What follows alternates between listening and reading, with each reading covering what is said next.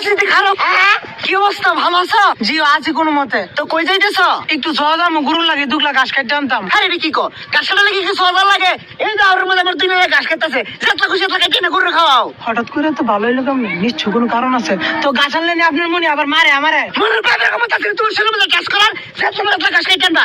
আর শুনো, নির্বাচনে দাঁড়াইছি, তোমার ঘরে হেরে আমার ভোটটা দিত। আচ্ছা তাহলে এই ব্যাপার, ওকে দি মনে সব ভালো দেখো। আমরা আবার চাইতে খায়া কোনো কাম পাই না, এর মতো বদমাশের ভোট দিন। আসসালামু আলাইকুম। চেয়ারম্যান সাহেব আগে আমার শুভেচ্ছা আশা করতাম আপনি না কাজ করবেন, আমি স্বপ্ন দেখছি। মাশাআল্লাহ মাশাআল্লাহ, আরে কেন জিজ্ঞেস করছ? এই তোর বাবার নাম কি? বাসন মিয়া। আরে এটা কোন বাসার মিয়া? রাতলাসনে কি করবেন, কিছু থাকলে দিয়া দেন।